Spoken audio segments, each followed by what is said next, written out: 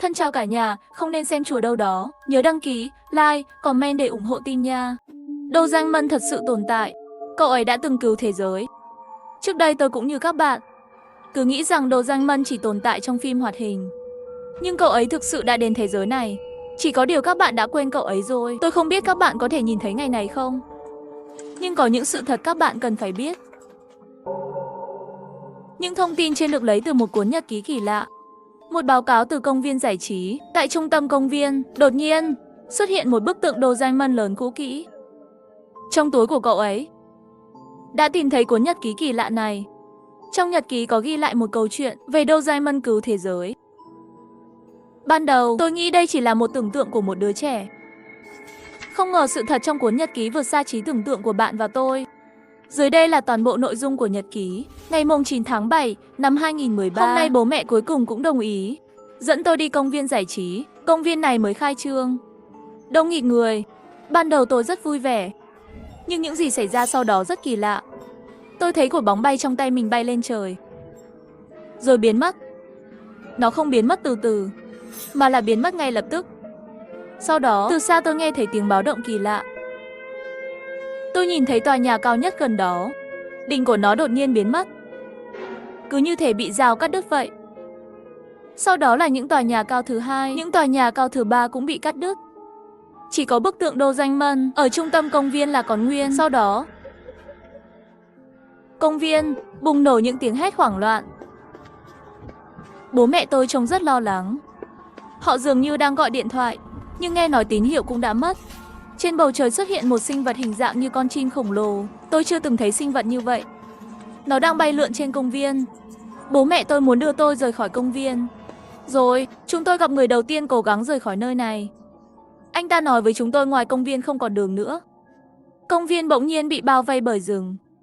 Trong rừng có rất nhiều sinh vật khổng lồ ăn thịt. Và cũng có rất nhiều người ăn thịt người, giống như thây ma. Chỉ cần bạn vào rừng, những sinh vật đáng sợ đó sẽ tràn đến. Chúng sẽ đổ về phía bạn như sóng. Sau đó ngày càng nhiều người cố gắng rời đi đã quay lại. Họ đều kể lại cùng một câu chuyện. Toàn bộ thế giới xung quanh công viên đã bị thay đổi chỉ trong một tích tắc. Công viên vẫn vậy, nhưng bầu trời thì không còn như trước. Mọi thứ xung quanh cũng khác đi. Không ai biết đã xảy ra chuyện gì.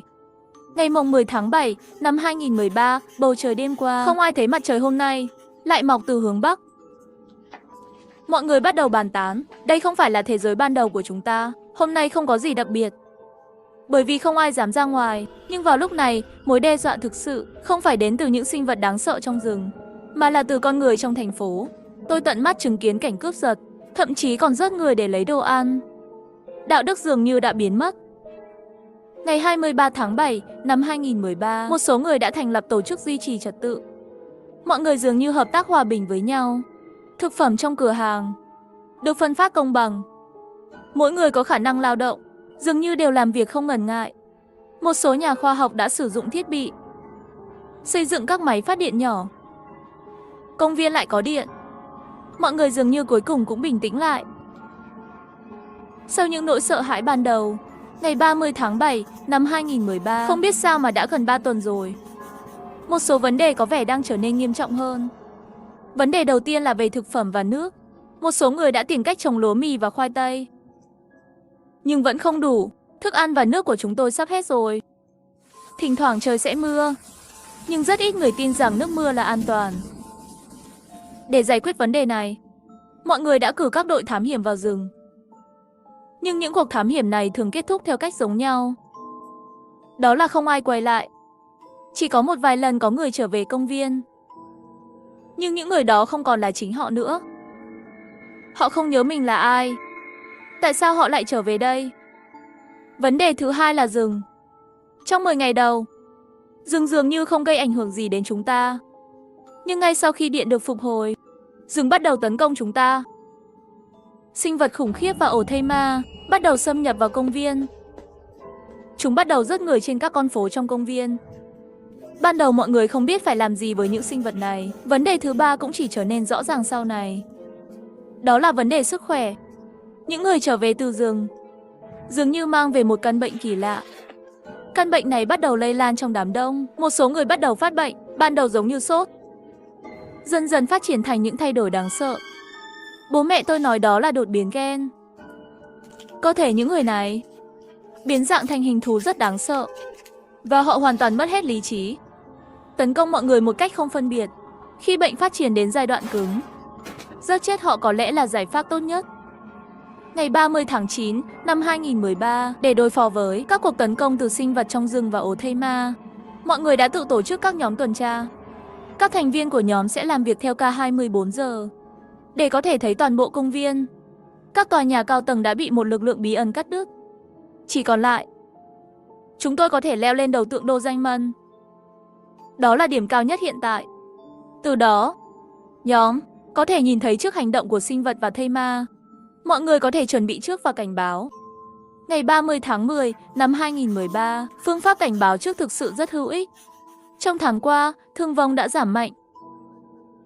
Chúng tôi cuối cùng cũng không phải lo lắng về lũ thây ma. Tất cả là nhờ vào bức tượng Doraemon. Dạo gần đây, vào ban đêm, mọi người thường phát nhạc từ điện thoại. Nghe những bài nhạc mà chúng tôi đã quen thuộc, mọi người bắt đầu tụ tập quanh tượng Doraemon, đốt lửa trại và cùng nhau nhảy múa. Đã rất lâu rồi tôi chưa thấy mọi người vui vẻ như vậy. Vào lúc đó, nhiều người tin rằng là vị thần bảo vệ chúng tôi. Tôi đã rất lâu rồi chưa thấy mọi người vui như thế này. Vào lúc đó, nhiều người tin rằng bức tượng chính là vị thần bảo vệ chúng tôi. Ngày 2 tháng 1 năm 2014, gần đây các nhà khoa học phát hiện sinh vật trong rừng dường như không tấn công những người bị bệnh. Vì vậy, những người này bắt đầu phụ trách việc thám hiểm rừng. Hôm nay chúng tôi cuối cùng cũng đi đến rìa rừng. Nhưng đây là một phát hiện đầy tuyệt vọng. Rìa rừng toàn là đại dương, biển rộng mênh mông không bờ bến. Đây là một phát hiện khiến người ta tuyệt vọng. Ngày 2 tháng 2 năm 2015, đã gần 1 năm rưỡi kể từ khi tôi đến đây. Ngày càng nhiều người bắt đầu chấp nhận thực tế. Họ không còn đề cập đến việc rời khỏi đây nữa. Mọi người dường như đã dần quen với cuộc sống ở đây. Ngày nào cũng nhàm chán và bất lực. Người lớn kể đủ loại câu chuyện, kể cho bọn trẻ nghe. Và nhân vật chính trong câu chuyện lúc nào cũng là bức tượng Doraemon đã bảo vệ chúng tôi. Dần dần mọi người đều tin rằng bức tượng là thần bảo vệ của chúng tôi. Họ cầu nguyện quanh bức tượng Doraemon. Ca hát cũng đã trở thành truyền thống mới của chúng tôi. Dường như đó cũng là điểm tựa tinh thần của mọi người, mang đến cho chúng tôi lòng dũng cảm và hy vọng để sống sót. Tôi hy vọng cũng sẽ trở thành một thành viên của nhóm tuần tra. Vậy tôi có thể bảo vệ mọi người cùng với thần bảo vệ. Ngày ghi lại vào nhật ký đến đây. Có một khoảng thời gian dài trống rỗng. Khi ghi lại lần nữa đã là 10 năm sau. Ngày 2 tháng 1 năm 2025. Có lẽ đã lâu lắm rồi tôi chưa viết nhật ký. Bởi vì cuộc sống mỗi ngày đều như nhau, không có gì đặc biệt để ghi lại. Tôi viết lại nhật ký này vì gần đây có một phát hiện mới. Ngày hôm qua, có người phát hiện ra trên đầu của thần bảo vệ cái điểm cao duy nhất, chiếc radio có thể nhận được một sóng từ một đài phát thanh của thế giới cũ mà chúng ta từng biết. Vì vậy, mọi người lại một lần nữa tràn đầy hy vọng về việc trở về nhà. Ngày 10 tháng 1 năm 2025, các nhà khoa học ngay lập tức đã theo dõi nguồn sóng vô tuyến. Họ phát hiện ra sóng này phát ra từ trong túi của Doraemon. Hôm nay các nhà khoa học quyết định sẽ khoan lỗ vào túi của Doraemon để tìm kiếm. Nhưng nhiều người đang phân vân, liệu có thật sự cần phải phá hủy thần bảo vệ của chúng ta không? Nhưng ngay lúc mọi người đang tranh cãi, túi của bức tượng bỗng đá tự rơi xuống. Một miếng đá xây dựng bức tượng Doraemon rất cứng, không thể tự rơi được. Vì vậy mọi người đều tin rằng đó là một phép màu, là Doraemon lại một lần nữa bảo vệ chúng ta, giúp chúng ta trở về nhà. Ngày 15 tháng 3 năm 2025, sau khi công tác chuẩn bị hoàn tất, ngày hôm nay công việc khoan chính thức bắt đầu. Sau khi khoan khoảng 1 mét, mọi người đã ngạc nhiên phát hiện bên trong bức tượng Doraemon hoàn toàn trống rỗng. Đó là một không gian đen tối khổng lồ, dường như kéo dài xuống rất xa. Các nhà khoa học đã gắn một số thiết bị vào một sợi dây và thả xuống. Điều khiến mọi người ngạc nhiên là tất cả những gì được thả xuống đều bị hố nuốt chửng. Không ai biết chúng đi đâu. Nhưng nhiều người tin rằng những thứ biến mất đó có lẽ đã trở về nhà. Đây là một giả thuyết hợp lý, bởi vì sóng vô tuyến đó chính là phát ra từ cái hố đen này. Các nhà khoa học đều tin rằng cái hố này chính là cửa ngõ để trở về thế giới của chúng ta. Ngày 15 tháng 4 năm 2025, qua 1 tháng, các nhà khoa học vẫn đang thảo luận nên khám phá cái hố đen này như thế nào. Vì có một vấn đề lớn cần giải quyết. Vấn đề là an toàn. Mỗi lần buộc đồ vào dây, khi đồ biến mất dưới đáy hố, dây sẽ bị cắt đứt. giống như những tòa nhà cao tầng cách đây 5 năm. Điều này có nghĩa là bất kỳ ai đi vào hố đều có thể bị cắt đứt. Tuy nhiên vấn đề này nhanh chóng được giải quyết bằng cách buộc máy quay vào dây, kết nối với màn hình trên mặt đất. Mọi người phát hiện ra chỉ khi kéo dây lại, dây mới bị cắt đứt. Miễn là không kéo lại dây, màn hình vẫn nhận tín hiệu từ máy quay. Máy quay chỉ ghi lại bóng tối bên kia, không ghi nhận bất cứ thứ gì khác. Nhưng vì nó đã hoạt động trước khi dây bị kéo lại, điều này không phải vấn đề lớn. Dù sao thì trong tình huống này, một số vấn đề kỹ thuật là điều dễ hiểu. Vấn đề thứ hai là kích thước nhỏ. Con người rất khó đi vào. Chúng tôi đã thử nhiều lần để làm rộng cái hố, nhưng máy móc dường như có một chất liệu cứng hơn bất kỳ loại máy móc nào. Không thể đào thêm được nữa. Hiện tại thực tế là chỉ những đứa trẻ rất nhỏ mới có thể vào được.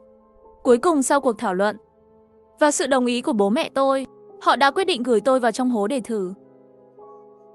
Tôi nhớ bố mẹ tôi đã khóc khi nói với tôi, cái công viên nhỏ này không phải là cuộc sống mà tôi nên có. Ngày mùng 5 tháng 5 năm 2025, ngày mai tôi sẽ rời khỏi đây. Bố mẹ tôi rất buồn, nhưng dường như lại vui vì tôi. Họ nói với tôi, cỗ máy thời gian của Doraemon sẽ đưa tôi đến một thế giới tốt đẹp hơn. Có lẽ khi tôi trở lại thế giới đó, tôi sẽ có cách để cứu mọi người. Tôi không biết liệu lời bố mẹ tôi có đúng không. Khi rời khỏi đây tôi chỉ mang theo cuốn nhật ký này. Vì ở cuối nhật ký có những ký ức và nguồn động lực của tôi. Nó sẽ luôn nhắc nhở tôi trở lại và cứu mọi người.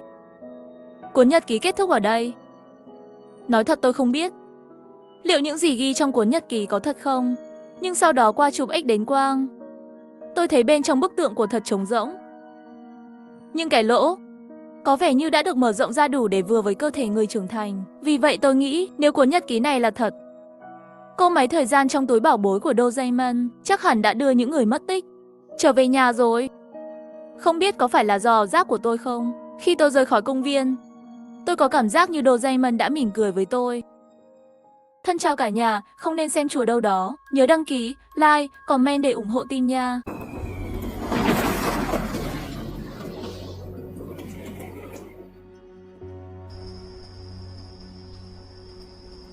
Người ta thường nói con người sau khi chết sẽ biến thành quỷ. Nhận thức cũng sẽ từ từ biến mất. Cuối cùng sau khi chết sẽ hòa vào trời đất, mà tôi là trường hợp đặc biệt. Chuẩn chỉ thì là giống cương thi.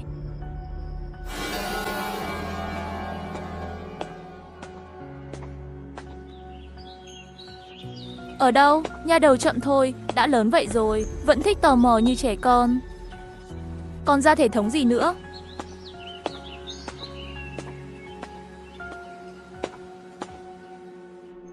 Ông ơi, có người ở đây, vãi lúa. Chẳng lẽ đêm qua từ trên trời rớt xuống quả thiên thạch lớn, đụng chót người rồi. Người này lạ lắm, nhìn không giống người làng ta. Đi mau về báo cho trưởng thôn.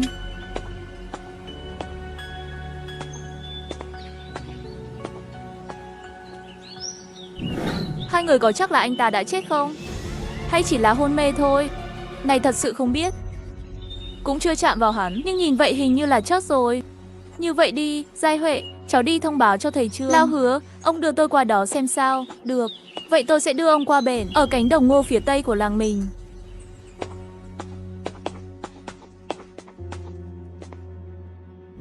Thầy Trương, người này đã chết chưa? Tình hình thế nào? Cơ thể người này bắt đầu nổi các đốm. Rõ ràng là đã chết, nhưng tại sao trong cơ thể vẫn còn có chút hơi thở yếu ớt? Thật lạ nha. Người này đã chết, nhưng cũng không hoàn toàn đã chết. Thầy Trương ý là sao cơ? Cái gì chết rồi mà không chết hoàn toàn? Nói vậy, con được gọi là cương thi. Nhưng lạ là cơ thể anh ta không hề cứng ngắc. Đây cũng là chỗ tôi cảm thấy nghi ngờ. Zombie. Thầy Trương, ông nói người này là cương thi. Có phải là loại cương thi giống trong phim của Lâm Chính Anh không? Vãi nồi, tôi chưa thấy thầy cương thi bao giờ. Thầy Trương, người này là cương thi. Vậy thì hãy thiêu nó đi. Thiêu cũng đỡ rắc, nhưng tôi chưa từng thấy chuyện này. Hay như vậy đi, tôi mang nó về để nghiên cứu. Vài ngày nữa đợi tôi nghiên cứu xong rồi mới đốt cũng chưa muộn. Vậy ổn không? Nghe thầy nói nó là cương thi, nó sẽ không giết người chứ? Yên tâm đi, thôn trưởng, có Trương Mỗ ở đây, nó không thể làm gì được đâu. Ông không tin tôi sao? Tất nhiên là tôi tin. Cả làng Sa Điêu chúng tôi đều tin anh. Thầy Trương đã nói vậy. Vậy thì người này giao cho thầy. Vậy thì tôi sẽ đưa nó đi.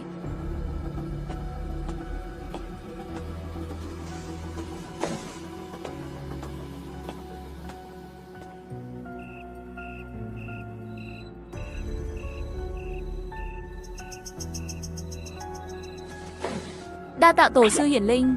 Biết đệ tử đại hạn sắp đến, cố ý gửi đến cây kiếm trà tà. Đệ tử cảm kích không thôi.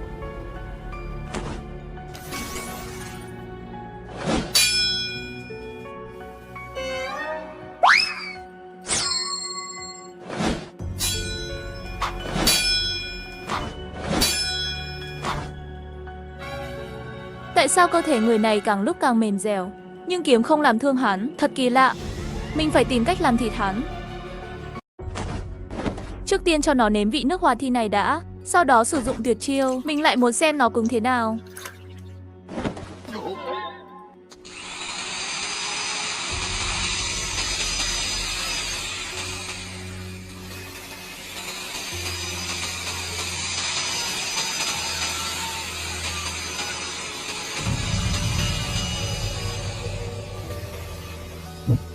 À.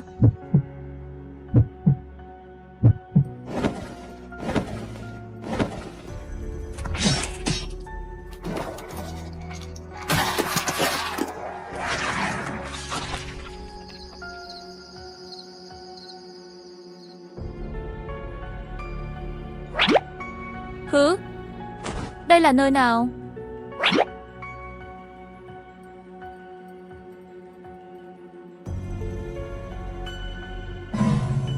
Tại sao tôi không thể nói chuyện? Cái đệt, chẳng lẽ tôi biến thành cương thi rồi sao? Không không. Tại sao lại có một vũng máu ở đây? Còn có một bộ quần áo đạo bào. Đã xảy ra chuyện gì ở đây? Tại sao tôi lại ở đây? Tôi là ai?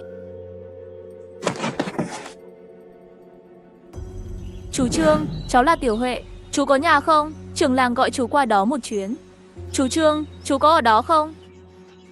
Cháu vào nhé.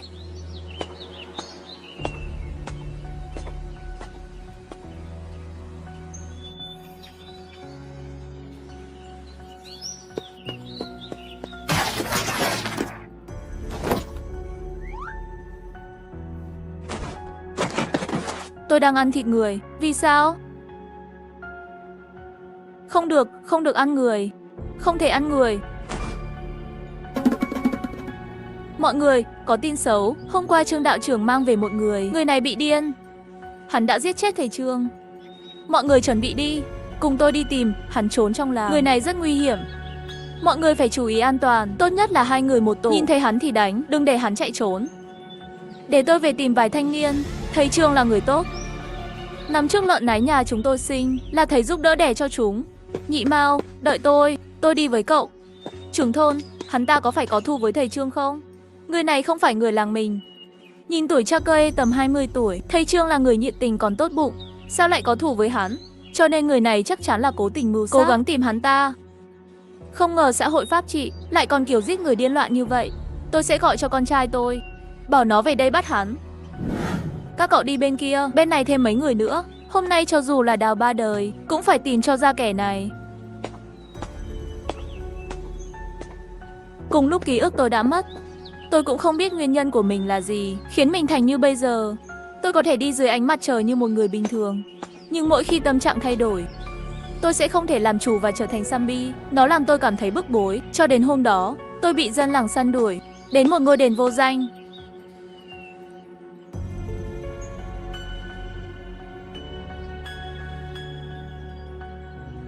Câu trời khấn Phật để tôi được trở lại bình thường.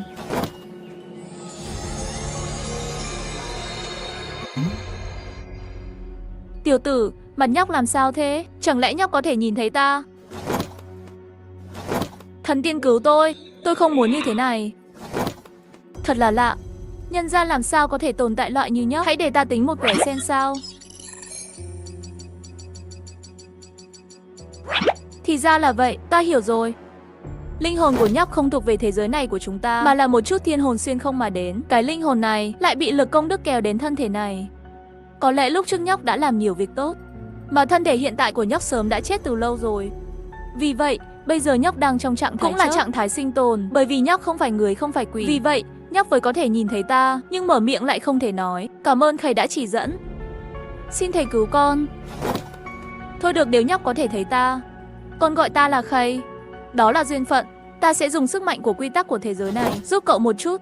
Nhưng nhóc phải nhớ, ở thế giới này, mệnh nhóc là cô độc. Nhất định phải làm nhiều việc tốt, làm việc chăm chỉ, mới có thể dần dần giải hóa được thi khí trên người, đạt đến trạng thái cân bằng âm dương.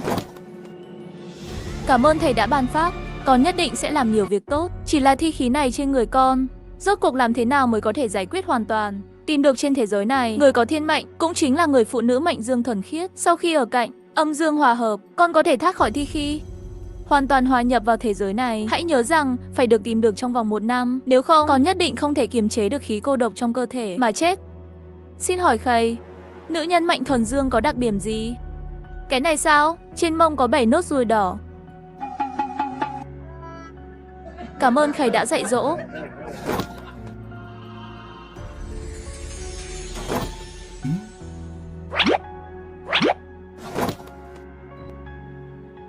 Bây giờ mình đã có thể kiểm soát hoàn toàn những cơ thể này. Xuống núi đi.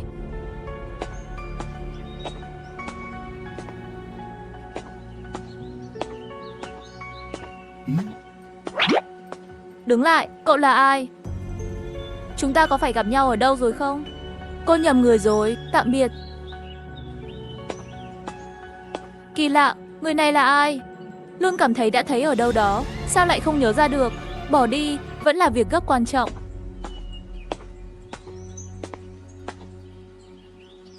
Ba ngày trước, tôi thực sự đã ăn thịt một người ở đây. Tôi cảm thấy như đang mơ. Hứ? Cậu là gã cương thi. Là Sambi đó. Không được, không thể để cô ta đi. Cô ta mà đi khẳng định là sẽ gào mõm cho nhiều người tới. Đến lúc đấy thì khá phiền. Đừng chạy, đứng lại cho tôi.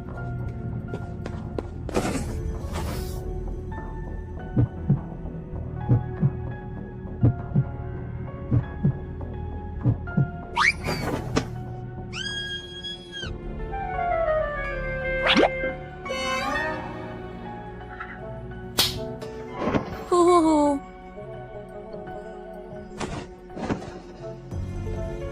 Cậu chạy cái gì, còn la hét nữa. Cậu muốn gì? Cậu có thể nói chuyện. Cậu không phải là Sambi sao? Cương thi cũng biết nói chuyện. Ai nói tôi là Sambi? Cậu đã bao giờ thấy một cương thi giữa ban ngày bao giờ chưa? Tôi là người hôm trước hái nấm trong rừng, sau đó ăn nhầm bị ngộ độc. Thế là tôi ngất đi. Hiểu chưa? Không được, bình tĩnh. Không thể tỏ ra căng thẳng trước mặt tên sát nhân này. Bình tĩnh, hóa ra là như vậy, tôi nói mà. Hình như tôi hiểu lầm cậu rồi. Không có gì, tôi đi đây. Chờ một chút. Hắn sẽ không muốn giết người diệt khẩu chứ? Hắn sẽ không làm gì mình chứ? Ai đó cứu tôi với. Anh trai bị sao vậy? Gọi tôi có việc gì? Đồ của cậu rơi kì.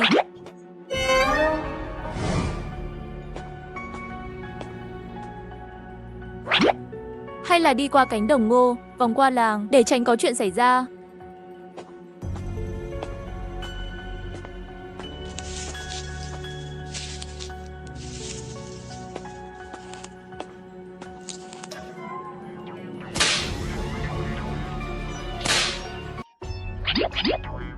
Thằng nhóc, nhìn cái gì vậy? Chưa thấy đánh nhau à?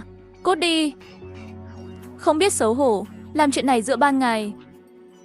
Tiểu đạo sĩ ở Sadio đều bị cậu làm cho mất mặt rồi. Nhóc cậu đừng khinh thường. Đây là cánh đồng ngô của nhà tôi. Chuyện liên quan đến đạo sĩ Sadio. Hiểu rõ thì cút đi. Nếu không đừng trách tôi vô tình. Cậu vừa nói gì? Nói lại đi. Nói cậu đấy rồi sao?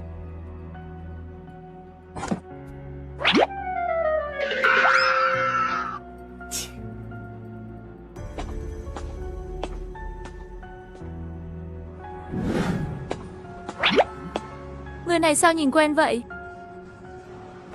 Cậu bạn phía trước, xin vui lòng chờ chút. Xin chào, anh đang nói tôi sao? Vị huynh đài này tôi thấy cậu rất quen, giống như một người bạn của tôi, như bạn anh. Tôi không biết anh nhận nhầm người rồi, cảm giác này không thể sai được. Tôi là thầy bói, hay để tôi xem cho cậu một quẻ. Xem bói truyền thống, thể loại mõm sắt. Sao trong đầu tôi lại có nhiều thứ kỳ lạ vậy? Anh bạn, cậu không sao chứ? Có chuyện gì vậy?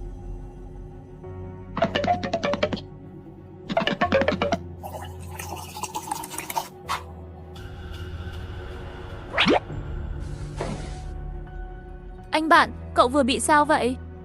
Đột nhiên hét lên, làm tôi sợ hết hồn. Tôi tưởng cậu có vấn đề. Không sao. Tôi bỗng nhiên thấy hơi mệt. Đó là gì? Anh nói anh biết xem bói, vậy xem cho tôi một chút. Được rồi, chúng ta đến sạp ngồi nói chuyện nhé.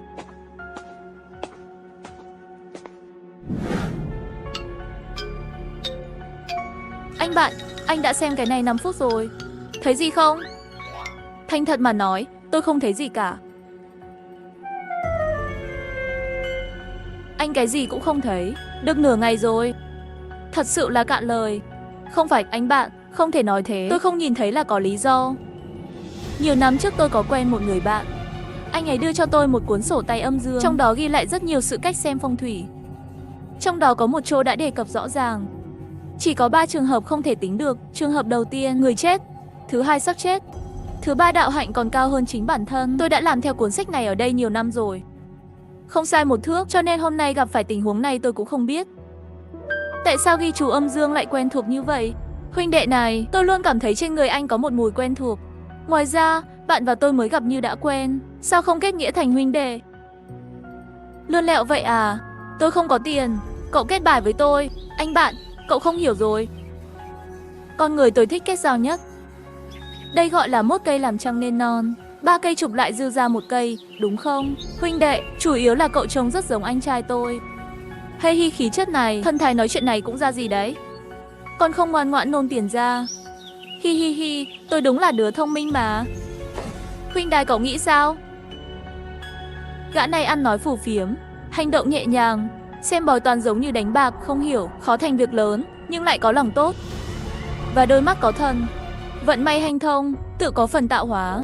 Hôm nay gặp cũng là duyên phận, chẳng lẽ là trong cơ duyên có sự an bài sao? Muốn kết nghĩa với tôi cũng được, cậu vừa nói cậu có nhiều bạn. Vậy cậu giúp tôi tìm một người. Không thành vấn đề, cậu nói đi, cậu muốn tìm ai, tôi sẽ xem cho cậu ngay bây giờ. Xong việc, tôi sẽ đưa cậu đi làm một làm ơn lớn.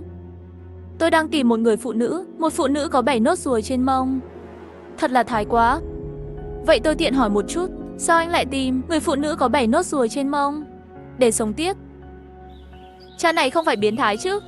Bỏ đi, kiếm tiền quan trọng, trước tiên sàm lông tóc rồi nói sau. Được, tôi sẽ cố gắng hết sức. Lát nữa tôi sẽ gửi tin nhắn cho cậu. Hỏi bạn bè xung quanh, đã bao giờ thấy một người như vậy chưa? Ông chủ Chu, anh yên tâm đi. Điền mộ tôi làm việc luôn mốt là một. Có thể giúp anh giải quyết thì chắc chắn có thể giúp anh. Với lại, anh và sếp Trương cũng là chỗ quen, cho nên càng là người quen. Yên tâm đi, nhất định sẽ sắp xếp cho anh.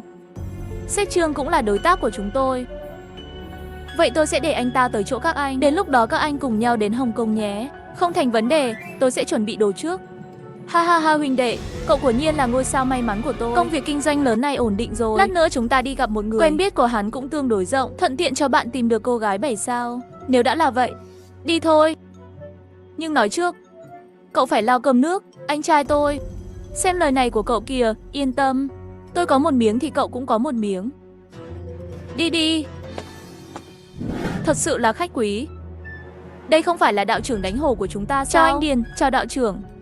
Điền huynh đệ, đánh hổ đạo trưởng là sao? Tên anh ta là Trương Tam. Còn nhớ tôi từng nói tôi có một người bạn trông rất giống cậu. Còn nhầm tưởng cậu là anh ta không? Đừng nói nữa. Nếu không lát nữa anh ta sẽ không giúp cậu tìm người đâu. Được vậy tôi sẽ không nói nữa. Good boy huynh đệ chắc chắn sẽ sắp xếp cho cậu. Nghe tôi chuẩn không cần chỉnh. Lão Trương, để tôi nói cho anh biết. Thầy Lưu gần đây sức khỏe không được tốt lắm. Luyện công luyện đến chẳng biết nói gì. Lát nữa cậu đừng chủ động bắt chuyện với anh ta trước khi hắn phá công. Tình huống như vậy sao? Được. Cái gì kia? Ông chủ Chu ở Hồng Kông có chuyện gì vậy? Cái này các anh phải tự hỏi cậu ấy. Tôi cũng không rõ lắm, nhưng phần công lao này cậu không phải lo. Dù sao cũng phải được cái mấy triệu. Vãi lúa, tôi làm. Nguyên tắc cũ, tiền đặt cọc trước. Tiền đặt cọc 600.000 đã có trong tài khoản của công ty chúng tôi rồi. Lát nữa tôi sẽ bảo thư ký chuyển qua cho anh. Ông chủ Chu còn nói, ngoài mức lương bình thường, đồ ăn, quần áo, nhà ở và phương tiện đi lại sau khi các anh đến Hồng Kông đã bao hết rồi. Buổi tối còn có thể đi du thuyền đến cảng Victorine. Đây đều là điều thông thường. Đếch mợ, ở đó có gái không? Phải có chứ. Trên khắp thế giới, máy bay riêng đã được sắp xếp. Ngày mai chúng ta xuất phát lúc 10 giờ sáng. Anh chỉ cần mang theo đồ đạc và dụng cụ, còn quần áo không cần mang theo. Ông chủ Chu mua cho anh đồ mới. Ông chủ Chu thực sự khách khí quá, để tôi và đạo trưởng cảm ơn ông ấy. Ngoài ra nói với ông chủ Chu, từ ngày mai bắt đầu bỏ ăn kiêng. Chờ chúng tôi xử lý xong rồi nói sau. Tuần này ông chủ Chu 1 ngày 3 bữa không có thịt không vui. Để anh ấy ăn kiêng có lẽ hơi khó, nhưng tôi sẽ chuyển lời. Hẹn gặp lại vào ngày mai. Anh có biết người phụ nữ có 7 nốt ruồi trên mông không? Ừ. Đây có phải là bệnh trĩ không? Bệnh trĩ thì tôi có thể tìm thấy. Sao lại tìm cái này? Không phải bệnh trĩ, là trĩ trong nốt ruồi đỏ. Bỏ đi, anh giúp tôi nghe ngóng xem sao. Nếu có thì nhớ báo cho tôi.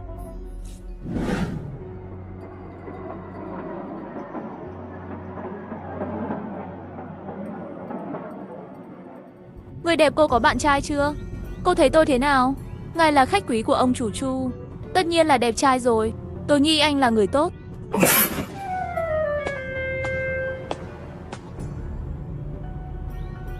Tôi nói này anh trai, cậu có thể ngừng nghĩ về những điều đó không thấy xấu hổ à? Thuận theo tự nhiên không tốt sao? Tại sao không ai đánh giá cao tôi?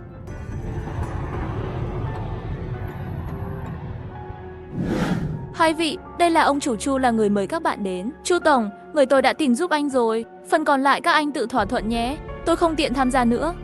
Được rồi, anh Trương, đã vất vả rồi. Quản gia đưa anh Trương đi nghỉ ngơi đi. Hai vị sư phụ, mời theo tôi đến bệnh viện thư viện. Sếp Trương, tôi đưa anh đến phòng khách nghỉ ngơi.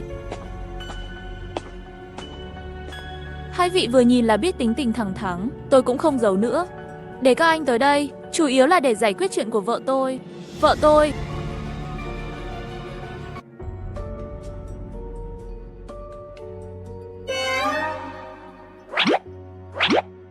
Sếp Chu, chúng tôi đều là người thoải mái. Anh cứ nói đừng ngại, chúng tôi rất giỏi, nhất định sẽ hoàn thành nhiệm vụ được giao. Hai vị, xin hãy tha thứ cho sự ngu ngốc của tôi. Sự kết hợp ăn ý xàm lông là gì? Không có gì để nói cả. Dù sao, nói về thực lực, chúng tôi rất mạnh được rồi. Sếp Chu, anh trực tiếp tục nói về việc của anh đi. Xin lỗi, tôi sẽ tiếp tục. Tôi và vợ tôi là bạn thời thơ ấu thanh mai trúc mã. Sau đó chúng tôi cùng nhau khởi nghiệp, thành công có được thành quả như hôm nay. Đáng tiếc là mấy tháng trước, vô tình chết vì bệnh. Kể từ khi vợ tôi mất, tôi cảm thấy có chút không thuận lợi. Tôi nghi ngờ linh hồn của vợ tôi đang làm phiền mình. Cho nên xin đại sư xem giúp ông chủ Chu. Vợ anh không chết vì bệnh, phải không? Cái đệch, anh em, nhìn mắt tôi ra hiệu chứ. Đừng làm bừa, nếu nó làm bừa, chúng ta không thể kiếm được xu nào đâu. Sếp Chu, bạn tôi này có thể ngồi máy bay mệt mỏi, hay là xin nghỉ ngơi trước, chờ đến tối chúng ta nói sau. Kệ thật, bị lộ rồi. Ôi, nếu mình biết sớm thì không để gã này tiếp chuyện. Không được, phải tìm cách thoát thôi. Quả nhiên không chuyện gì giấu được khầy. Các anh quả nhiên rất ngầu. Đại sư của Nhiên là cao nhân, vậy thì tôi không giấu nữa. Nhưng phần còn lại của cuộc trò chuyện sẽ được giữ bí mật. Lát nữa tôi sẽ nói với thư ký đưa bản thỏa thuận bảo mật. Thực ra, vợ tôi không chết vì bệnh, là tự sát. Sếp Chu, chắc là vợ anh tự sát ở nhà. Vãi nồi đây, anh em hình như có chút đồ. Là thật à? Áo sơ mi sọc cũng vậy. Chuyện này không trùng hợp như vậy chứ. Chẳng lẽ mặc quần áo sọc đều là cao thủ sao? Cũng tốt. Vợ tôi tự tử bằng cách uống thuốc ở nhà. Hôm đó sau khi tôi về nhà sau cuộc họp ở công ty, tôi phát hiện ra cô ấy đã chết rồi.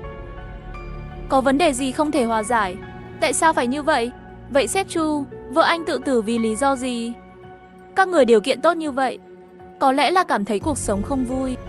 Có lẽ vì tôi quá bận rộn với gia đình. Có rất nhiều lý do. Ông Chu, vợ anh tự tử vì có vấn đề về tình cảm. Anh có bồ ở ngoài. Anh hai ơi, xin đừng nói nữa. Ông Chu này yang lết đó. Thịt hết à? Cậu nói điều gì đó tốt được không? Cái đệch lo làm ông ta tức. Chúng ta đều toang, tùy ý giao lưu một chút đi. Đại sư, làm sao cậu thấy được? Ông chủ Chu, rất đơn giản. Giống như sách Hữu Vân Long hành hổ bộ giả, bỉ nhập cao đường. Mọi thứ đầy đủ, chủ yếu là thương gia giàu có. Con đường ngài đi như một con hổ sinh phong, bốn phương tám hướng, điển hình như là long hổ bộ. Thân hình cân đối, nước da hồng hào, lông mày dày, mắt sáng. Kiên tài, bạch động lực cao thẳng. Thực sự là người đại phúc đại quý, nhưng khi khóe miệng mỉm cười có chút vân sừng, phải có dấu hiệu quá hoa đào, mà cùng vợ chồng tối màu. Vậy là vợ anh chết vì tình yêu. Cô bồ nhỏ này của anh không đơn giản đâu. Đại sư này của nhiên hiểu biết.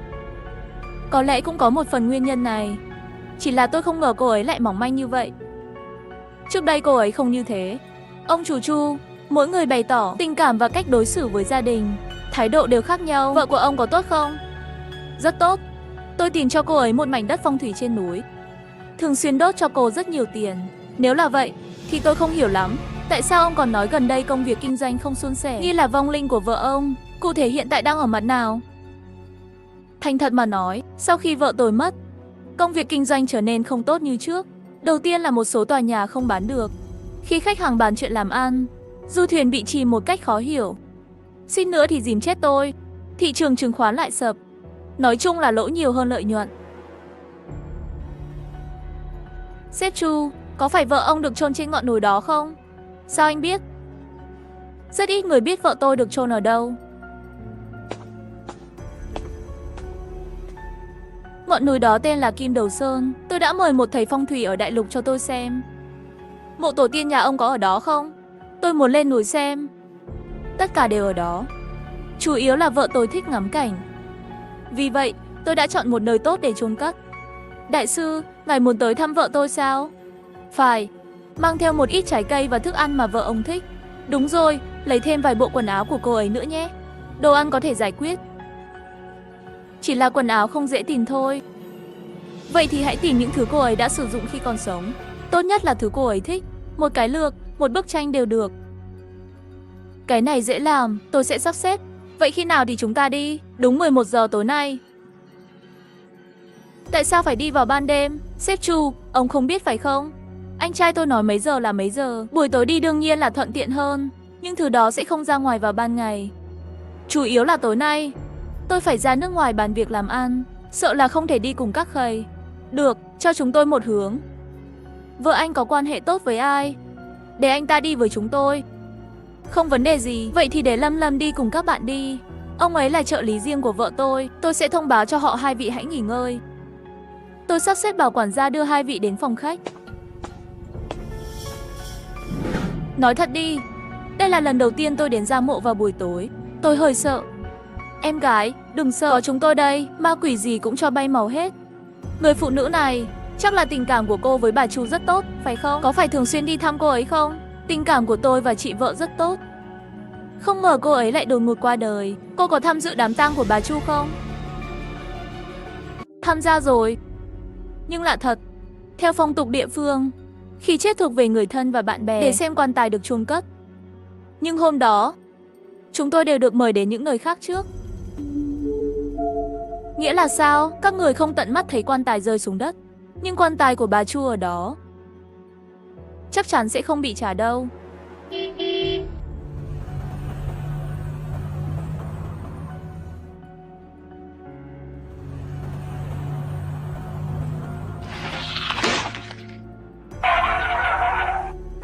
Cái đếch hình như tôi đụng phải cái gì đó.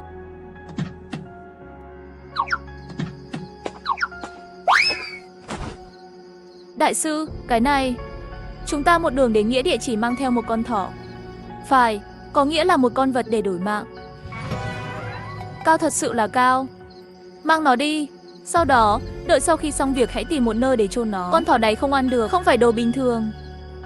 Hắn là cái gì? Anh có thể hiểu đó là sinh linh trên núi, với một tâm linh nhất định. Cũng coi như là chúng ta làm phiền sự thanh tịnh của ngài, cho nên mới bị đụng chớp. Nhưng đây cũng có thể là kiếp nạn của hắn. Trong đó nhân quả thì ai biết được. Tiếp tục đi.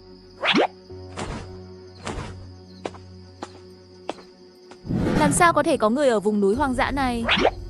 Là lão Bạch. Chú Bạch không con không cái, luôn làm việc ở nhà họ Chu. Bây giờ sức khỏe không tốt rồi, cho nên lựa chọn đến đây canh mộ. Thì ra là vậy. Một người có tình có nghĩa như vậy, chúng ta nên đi thăm. Được rồi, đi theo tôi. Chú Bạch, chú có đó không? Chúng tôi đến thăm chị vợ.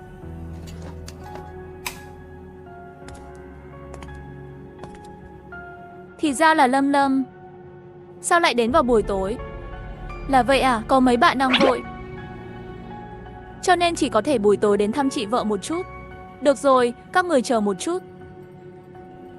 Tôi đi hỏi xem chị vợ tôi đã ngủ chưa. Vãi nồi huynh đệ, ông ta vừa nói gì vậy? Hắn đi hỏi xem chị vợ đã ngủ chưa. Rõ ràng ông già này có gì không đúng. Chờ ở đây một chút, tôi đi xem sao. Cẩn thận.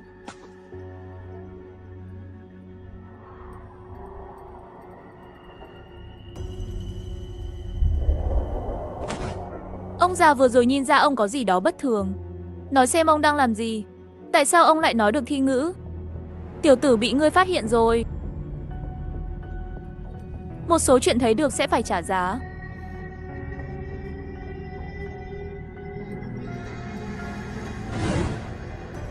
Lão già này người không ra người ma không ra ma, lại lợi dụng lên xác người để tu luyện quỷ thuật. Mày nghĩ mày sẽ thay đổi được sao?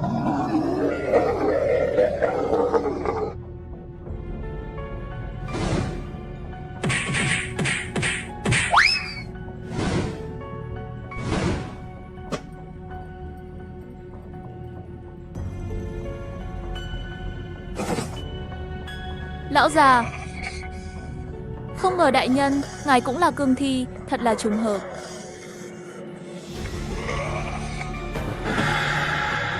Bớt xàm đi, ông ở đây.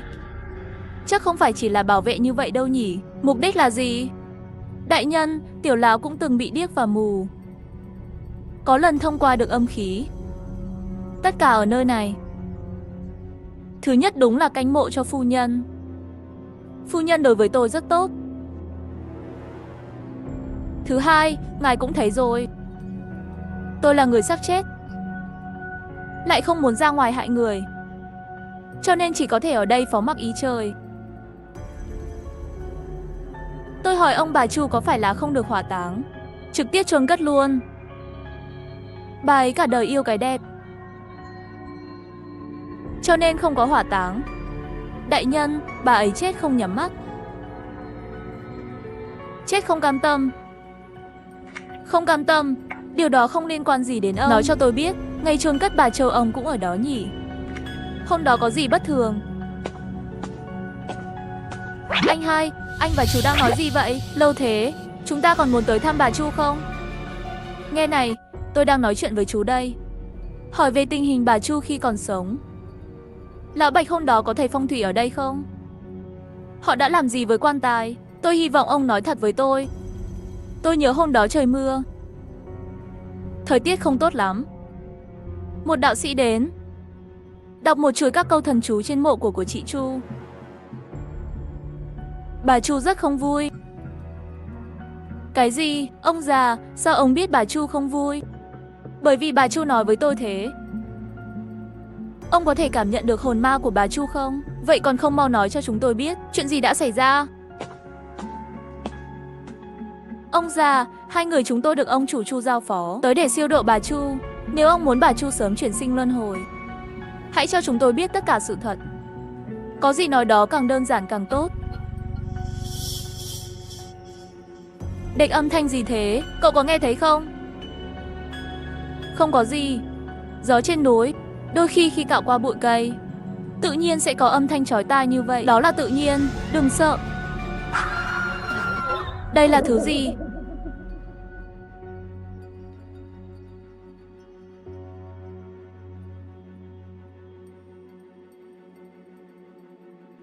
Đạch mợ.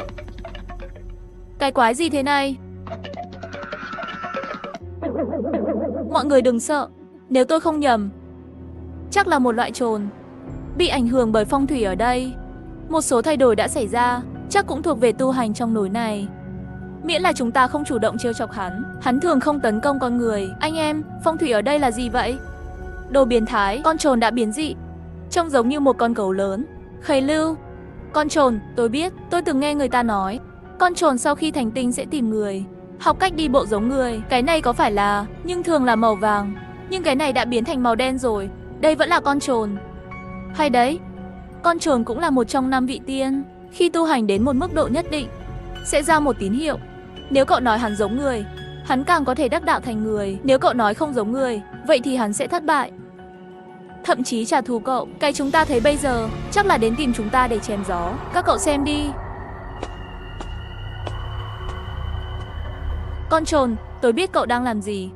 Nào tới đây nhảy cho các fan đạo sĩ ở xa điêu xem. Tôi sẽ phong ấn cho cậu, không bao giờ nuốt lời.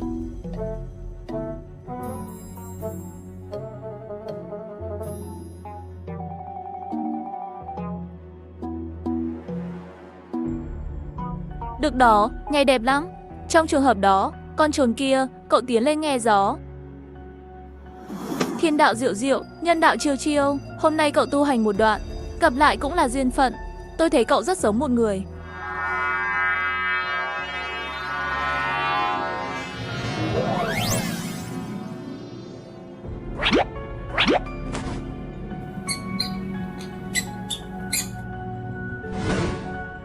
Trồn sau này cậu phải làm việc tốt hơn, biết không? Anh em, cậu cũng quá giỏi đó. Hôm nay thật nhìn rõ rồi. Con trồn sau khi chém gió thật là có thể thành người. Hai vị đại sư, ông già kia đâu rồi? Sao đột nhiên biến mất? Vừa rồi còn đứng cùng chúng ta. Địch mợ, ông già đó không phải là ma chứ? Không thể nào, chú Bạch không phải là ma, tôi có thể đảm bảo. Chỉ là tôi cũng không biết tại sao anh ấy đột nhiên biến mất. Có phải là bị tiêu chảy không? Lão hồ ly, chắc là có bí mật gì đó. Trốn đi trong khi chúng ta bị phân tâm. Ông già này có gì đó không ổn. Sắp mua rồi xem ý trời thôi. Lâm Lâm Biển huynh đệ, cả Khấy Trường nữa, chúng ta về đê. Có một số việc tôi phải thương lượng với ông chủ Chu. Đại sư thương lượng cái gì vậy? Ông chủ Chu không thích nói chuyện với người khác lắm về chuyện của vợ mình. Lần này hắn sẽ thích, bởi vì nó liên quan đến công việc kinh doanh của anh theo toàn bộ tính mạng đó.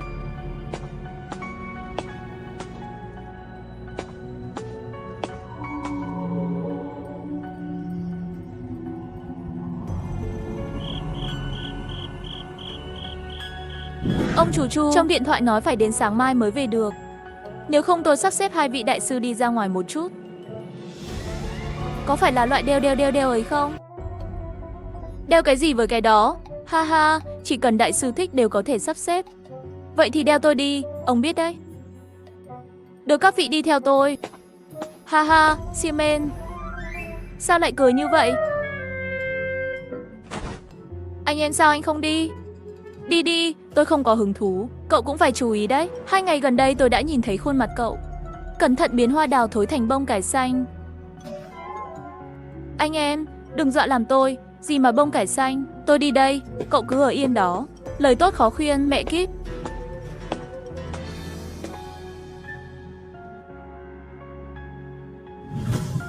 Tối qua sau khi nhận được điện thoại của quản gia, tôi lập tức chạy về. Đại sư, ngài đã tìm thấy gì? Ông chủ Chu, tôi thấy hôm nay mắt ông biến đen, ấn đường hỗn độn, đó là vận rủi điển hình. 2 ngày nay anh ngủ thế nào? Không giấu đại sư, thật là không được ổn. Thường nửa đêm tỉnh dậy không hiểu vì sao. Nói vậy thì, đúng như tôi nghĩ. Ông Chu, trên thực tế, lý do cho sự thất bại gần đây của ông rất đơn giản. Đó là mộ của vợ ông. Ngoại trừ vấn đề phong thủy thì không có gì. Tôi đã mời tiên sinh đến xem qua rồi. Tối qua các cậu có phát hiện thấy gì ở đó không? Bản thể không có vấn đề gì, chỉ sợ là cách chôn cất không đúng. Vì vậy, tôi nghĩ sau khi tìm ra nguyên nhân, an táng lại cho bà Chu. Phần mộ của vợ tôi rất tốt mà. Có thể xảy ra vấn đề gì? Hơn nữa nhập thổ người đã được chôn cất, làm sao có thể chuyển đổi được? Ông Chu, đừng vội từ chối. Nghe tôi này, đêm qua khi chúng tôi ở Nghĩa Trang, tôi mơ hồ cảm thấy vợ anh rất tức giận. Vậy, tôi sẽ tìm lại cho vợ ông một nơi phong thủy phúc địa. Tất nhiên, tất cả những gì tôi nói đều là vì ông chủ Chu. Nếu ông thực sự không muốn, điều đó chắc chắn sẽ ảnh hưởng đến gia tộc của ông. Ngoài ra, việc chuyển đổi sẽ được thực hiện vào nửa đêm. Chỉ cần làm tốt công việc bảo mật, người ngoài chắc chắn không biết. Việc sinh con của ông chủ Chu cũng sẽ không bị ảnh hưởng. Là điều tất yếu. Điều hiển nhiên. Vậy thì thử xem. Hy vọng các cậu thực sự có tài năng.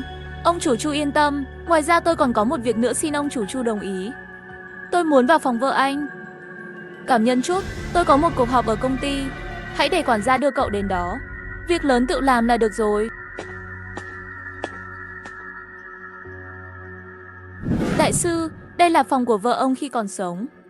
Tôi sẽ ra ngoài trước. Có chuyện gì gọi tôi vậy? Để tôi nhìn xung quanh.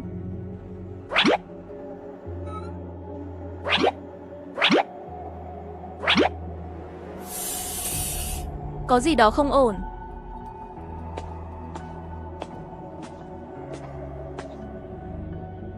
Anh ơi, vẫn chưa ăn sáng phải không? Tầng dưới có buffet, mà nó toàn là bào ngư, hải sâm. Anh chắc tôi rồi. Cậu làm gì mà ra nông nỗi này? 3 ngọn dương hỏa đều dập 2 ngọn. Nhìn cậu sốc bơi đi đầu thai. Tối qua cậu làm gì vậy? Tối qua tôi... Đạo sĩ Sadio không cho tôi nói, nếu không video không qua được kiểm duyệt. Sao ở đây lạnh thế? Cậu cũng cảm thấy chứ?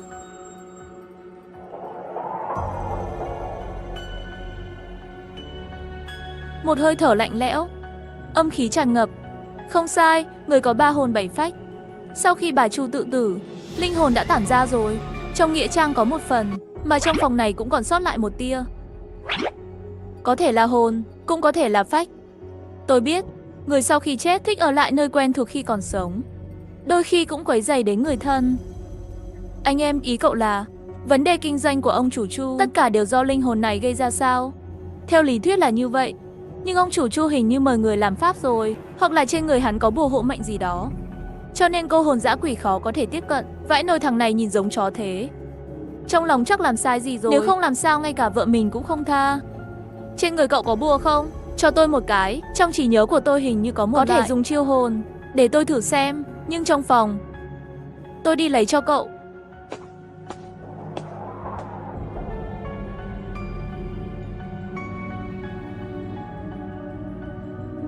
Thiên linh linh địa linh linh, vạn tinh hào quang bạn tinh minh. Đệ tử một lòng tôn kính mời cô hồn dã quỷ mau hiện hình. Cấp như luật lệnh.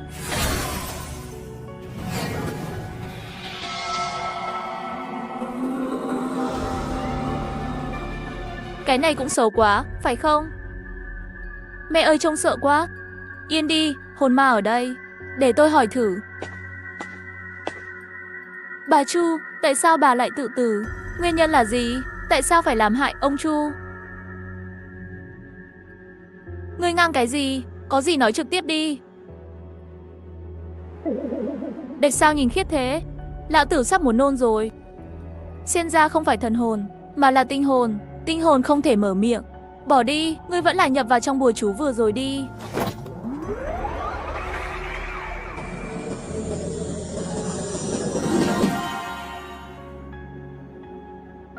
Huynh đệ, tiếp theo thì sao? Tinh hồn đã thu lại rồi. Tối mai khám nghiệm tử thi. Cần một thứ. Nhân tiện để họ chuẩn bị một chút. Nghe hay đấy. Quả nhiên là gia đình giàu thường vô tình. Đúng là cuộc sống. Muốn gì có đó. Sao lại không nghĩ ra? Thật là ngu ngốc.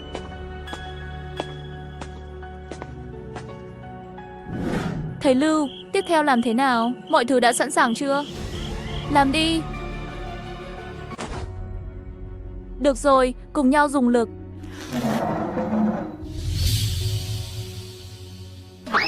Vãi lúa, thúi thế à? Nhìn kinh quá. Simen tục ngữ nói người chết mở mắt không phải là hận mà là oan. Xem ra giống như Lưu Huynh nói. Cái này bà Chu của nhiên là chết không nhắm mắt.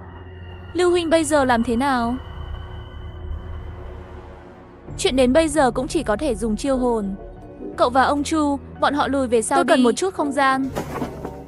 Gọi cho tôi bất cứ khi nào cậu cần.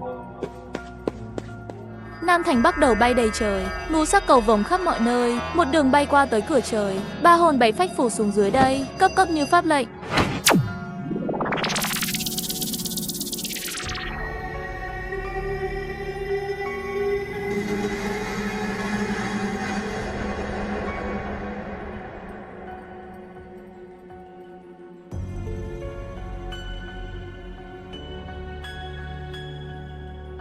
Không đúng, vì đạo gia chính pháp là triệu 3 hồn 7 vía. Tụ họp dương linh, không thể là như thế này.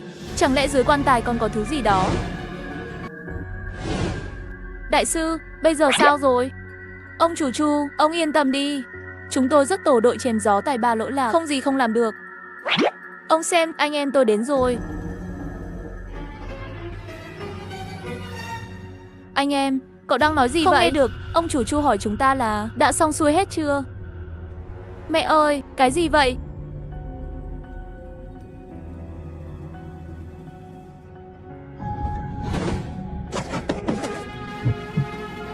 Đạch, cái bóng ảo vừa rồi là cái gì vậy? Sao lại trực tiếp xông tới bên này? May mà Minh kịp né thời. Ông chủ Chu, ông thế nào rồi? Chờ đã, đừng chạm vào ông ta, ông chủ Chu bị quỷ ám rồi, tránh xa hắn ra. Bạn đã không phải là... Ông chủ Chu bị quỷ ám rồi, chuyện gì thế này? Giờ thì quên chuyện gì đi. Cậu nhanh chóng vào cốp xe, cắt tiết con gà trống lớn, sau đó cầm đến đây, để ông Chu dính máu. Một thời bà khác có thể gánh chịu sự áp chế nhưng lâu dần chắc chắn sẽ bị âm khí tổn hại. Việc không thể chậm trễ, nhanh lên. Vãi nồi, nghiêm trọng được vậy. Được rồi, cậu chờ chút, tôi đi đây. Ông Chu đắc tội rồi. Nhanh lên, nhỏ máu gà lên cái roi này rồi nói. Lưu huynh, có phải anh muốn dùng roi máu này đánh sếp Chu? Anh nghĩ kỹ chưa? Người ta là người có tiền có quyền đó, đến lúc đó truy cứu trách nhiệm tới chúng ta. Tôi em là chúng ta hết đường về quê mẹ mất. Vậy ý cậu là... Ây da huynh đệ, chúng ta tùy ý. Trông hắn ít tiền là được rồi. Hơn nữa đây cũng là nhân của chính hắn. Như anh đã nói, nếu ông ta không có bổ nhỏ, vợ ông ta cũng sẽ không chết. Vợ ông không chết thì lấy đâu ra nhiều chuyện như vậy. Giờ cũng coi như là báo ứng. Theo tôi nói, chúng ta làm cái quan tài cho anh ta. Cứ nói xong rồi, cứ đi đi. Sau khi trở về, xã hội rộng lớn, ông ta muốn tìm cũng khó. Chẳng phải là một mũi tên trúng hai đích sao? Không kịp rồi. Trước lúc mở quan tài, câu nói vậy thì vẫn còn đường lui. Bây giờ hồn ma của bà Chu đã biến thành ác linh rồi, không còn chút cảm xúc nào của con người nữa. Tới nay, con nhập vào trong thân thể của Chu tiên sinh chỉ để giết phần còn lại. Nếu chúng ta không đánh bại linh hồn trong cơ thể ông Chu chỉ có một con đường chết. Lúc này tôi ở trong hố quan trước đó tìm thấy một cái la bàn. Như người ta nói, đặt la bàn trong mộ, đời sau sẽ gặp nhân của. Đây là điều cấm kỵ trong phong thủy, đặc biệt là những người được chôn cất bằng xương bằng thịt như bà Chu. Nó cũng có tác dụng làm trở thành ác linh. Vậy, cái chết của bà Chu có thể là do ông Chu, nhưng nhiều khả năng là bị người ta lợi dụng, cho nên chúng ta không có đường lùi nữa. Nói như vậy, ông Chu chắc chắn đã đắc tội với ai đó. Trùng hợp lại lợi dụng cái chết của vợ ông ta, cùng với tên đạo sĩ xem phong thủy cho ông Chu kia, là muốn âm mưu làm hại ổng. Loại kịch bản này không phải đều chỉ trên tivi thôi sao? Không ngờ hôm nay lại có trong kịch bản của tiểu đạo sĩ Sa Diêu. Cũng nhìn thấy, thật thú vị. Nếu đã như vậy, Lưu huynh, chúng ta bây giờ làm sao bây giờ? Không còn cách nào khác, chỉ có thể dùng roi dính máu gà, lừa cho linh hồn đang ẩn náu trong thân thể của Chu tiên sinh cho ra ngoài, rồi hỏi rõ tận gốc mọi thứ.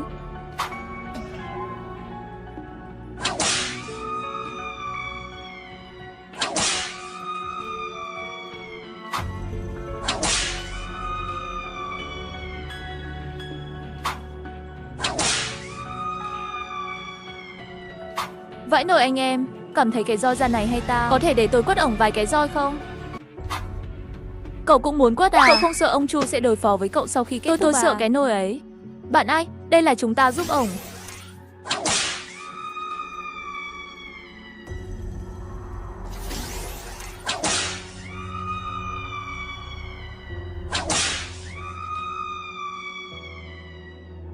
Anh em, không phải anh nói ông Chu sớm tỉnh lại sao? Sao vẫn chưa tỉnh? Có thể là lực quất của cậu mạnh quá, cần thời gian phục hồi. Thì ra là vậy. Vậy anh xem sau khi ông Chu tỉnh dậy, nếu như biết chúng ta đã giúp ông ấy giải quyết rắc rối lớn này, sẽ cho chúng ta thêm tiền chứ? Sao cậu cứ nghĩ về tiền vậy? Chúng ta làm tốt công việc hiện tại là được rồi. Hơn nữa vốn dĩ đó là công việc của tôi. Ông Chu cũng rất tốt, đừng lừa ông quá nhiều. Tôi còn trông cậy vào ông giúp tôi tìm được cô gái thất tình kia. Ông cảm thấy thế nào khi tỉnh? Tôi vừa bị sao vậy? Tại sao đột nhiên ngất xỉu thế? Đau nhức khắp người. Lão Chu, ông không biết là ông vừa bị ma nhập à? May mà Lưu huynh và tôi đã giúp ông giải quyết. Nếu không ông à, mạng nhỏ của ông khó giữ rồi. Cảm ơn hai vị đại sư. Tình hình bây giờ sao rồi? Vấn đề của vợ tôi đã được giải quyết chưa? Đại khái đã giải quyết rồi. Nhưng ông Chu, phong thủy của mộ vợ ông đã bị phá. Ngay cả mảnh đất này cũng bị hỏng. Đạo sĩ mà ông mời trước đây có vấn đề. Thi thể bà Chu vẫn trong quan tài. Lát nữa tôi sẽ đi phong quan. Tôi sẽ tìm cho các vị một chỗ mới. Chỉ là, đây là cái gì? Lát nữa nói nhé. Để quản gia thu xếp người đưa quan tài lên ngọn đồi phía trước. Tất cả sẽ đợi sau khi mai táng kết thúc rồi nói. Đại sư, tôi đến khi nào mới có thể đi thăm mộ vợ mình? Đợi người anh em tôi làm xong thi pháp là ổn. Được rồi, ông Chu qua đây.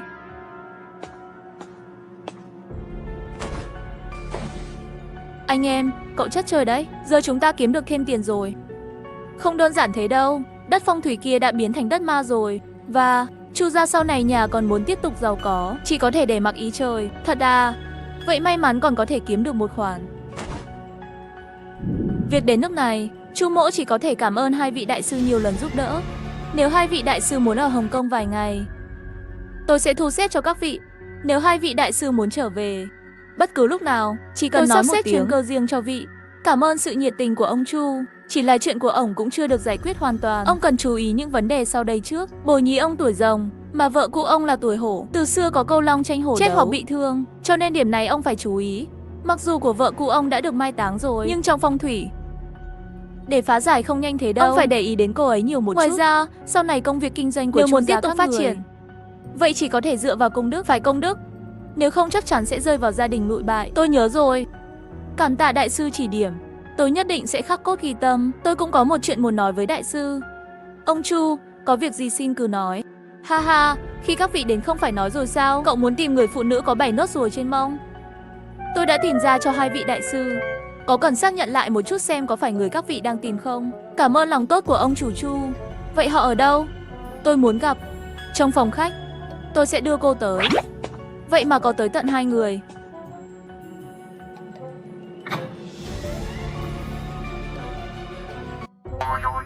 Chào ông chủ.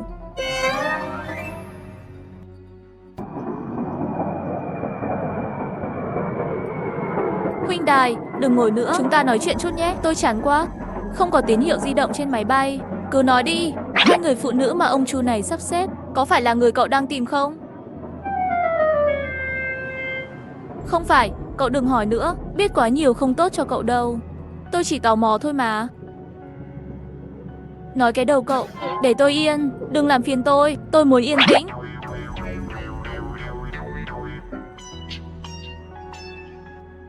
Nếu cậu không có nơi nào để đi, cậu cứ tạm thời ở nhà tôi trước. Với ai, cậu có chút bản lĩnh này cũng dễ kiếm tiền. Cho người đó lão Chu đưa tiền qua, thì cậu đi mua một căn mới. Đến lúc đó hai anh em chúng ta cùng nhau phát tài. Thật hạnh phúc. Cảm ơn ý tốt của cậu. Vậy tôi ở đây có thêm phiền cho cậu không? Không hề, kể từ khi ông tôi mất, tôi sống một mình. Vừa xuống máy bay, bụng đói quá. Đi ăn chút gì đi.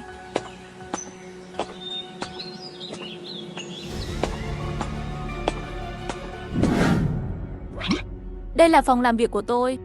Huynh đệ có sốc không? Hàng ngày tôi ăn cơm hay trước khi đi ngủ đều đọc sách. Thói quen này rất tốt. Đây là sách gì vậy? Sao vẫn còn màu? Ôi người anh em, nhưng cuốn sách 7 màu kia nhìn không xem được đâu. Tại sao? Sách không phải là để đọc sao? Chủ yếu là vì những cuốn sách này quá sâu sắc. Chắc là cậu sẽ không hiểu. Ai đó? Làm gì vậy? Xin hỏi Điền đại sư có ở đó không? Tôi có việc tìm cậu ta. Chờ một chút. Anh em, tôi có khách tới. Anh ở đây xem sách hay ngồi chơi đi. Lát nữa tôi quay lại sau. Được rồi, vậy cậu đi đi. Tôi ngồi đây đọc sách. Mấy quyển có màu kia đừng xem. Cậu còn nhỏ xem cái đó không tốt cho cậu. Cái gì mà xem không tốt? Cứ coi tôi là một đứa trẻ con vậy. Tôi không tin. Cương Thi, cậu nói xem, trên đời này có Sambi à? Tôi cũng không chắc có phải là Sambi không. Chủ yếu là khác so với trên tivi. Nhưng đó không phải là vấn đề quan trọng. Điều quan trọng nhất là tôi đang gặp nguy hiểm. Gặp ma rồi. Khầy Trương trong làng đã chết, cho nên không ai xem giúp. Tôi cùng trưởng thôn hỏi thăm rất lâu mới biết được. Anh cũng hiểu về âm dương, cho nên mới tới nhờ giúp đỡ. Anh nhất định phải cứu tôi. Tôi thấy cô cũng không già lắm. Vẫn chưa đến 20 phải không? Con trẻ sao lại gặp ma rồi? Cụ thể là ở đâu? Có những đặc điểm gì? Là điệp tiên tác mệnh. Điệp tiên cái gì? Đại sư, không phải anh không biết bướm tiên đó chứ? Vậy tôi phải làm sao đây?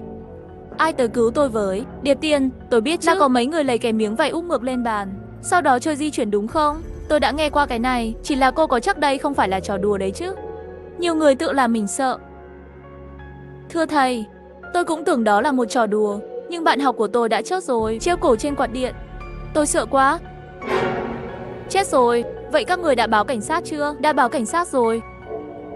Kết quả giám định xác định là tự sát. Mấy người bạn cùng phòng của chúng tôi bị triệu tập. Chuyện này xảy ra mấy ngày rồi. Thật là thái quá. Chẳng lẽ thật sự có bướm tiên? Không phải thứ đó chỉ có trong phim sao? Nhìn cô gái này ăn mặc cũng không giống một người nghèo. Làm sao đây? Làm thế sao để có thể kiếm tiền?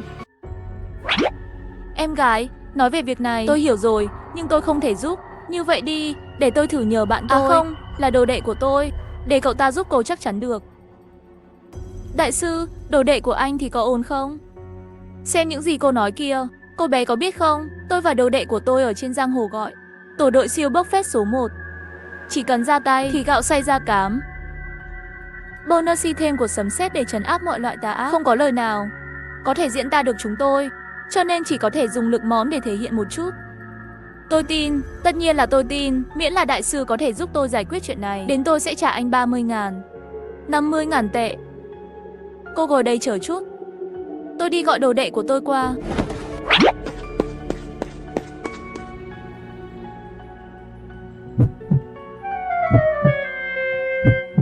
Vãi trưởng, quá áo rồi.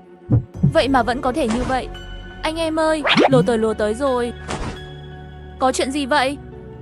Trong cửa hàng có một cô bé nói mình chơi điệp tiên gặp ma rồi. Cậu cũng biết tôi còn phải làm ăn, không có thời gian cho việc này.